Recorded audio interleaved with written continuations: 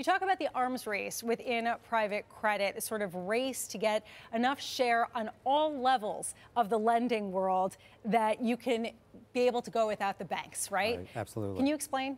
Yeah, and it's actually why our combination that we just announced in January, where our Nuveen junior capital business is part of now reporting up to the Churchill senior business. How convenient. Very convenient. So we have like 22 billion of capacity, and that's really combining both scale and relationships. So you talk about the arms race, and what really, and you on the show have done a lot of, is talking about how private credit has actually tried to disintermediate the syndicated market.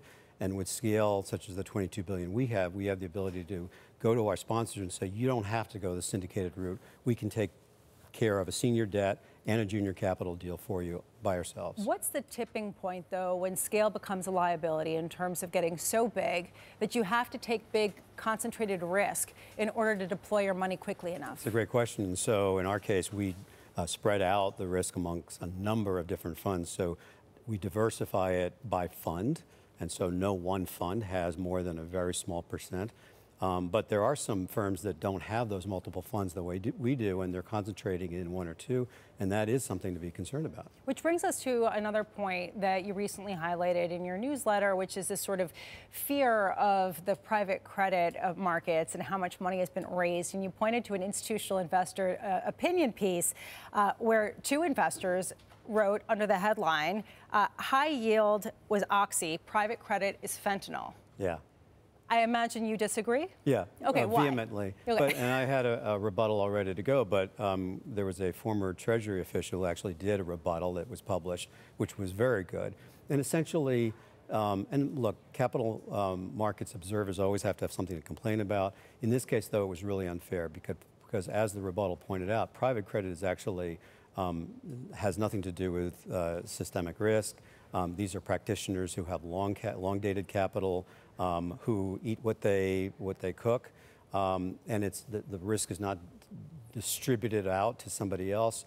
If we lose money, it's our investors and nobody else that suffers. And so I think private credit is actually a very honest way of investing in leveraged loans, unlike the way it's been done in the past. Although you have seen a stripping away of covenants, you've also seen EBITDA add-backs or ways to inflate some of the balance sheets so that leverage ratios are actually somewhat higher than what we've seen in the past.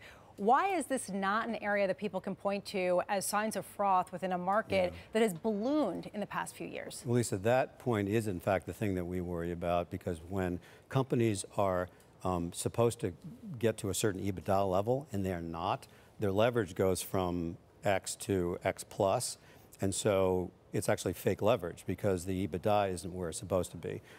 That's why, in our case, portfolio management is so important, and having a manager that has a track record over a long period of time through a recession and so forth, because we know what happens when you hit a recession, and so you try to build in those mechanics before you actually invest in the deal. One reason why people have supported the high valuations that some people are arguing are prevalent within the private credit market is that private equity has so much money and is actually underneath them. So they're propping up values and they have a pretty big cushion. Right. Do you buy that? Yeah, in fact, in our portfolio, as an example, over 50% is the norm for equity cushion in each of our deals.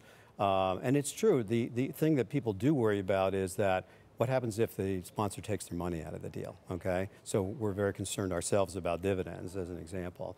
And then you have to worry about what kind of business is it? Is it a cyclical business? So that 10 times multiple that the company, the sponsor paid for it today, what is it worth in a recession environment? So we tend to be more defensive in terms of the industries that we focus on. So constructive.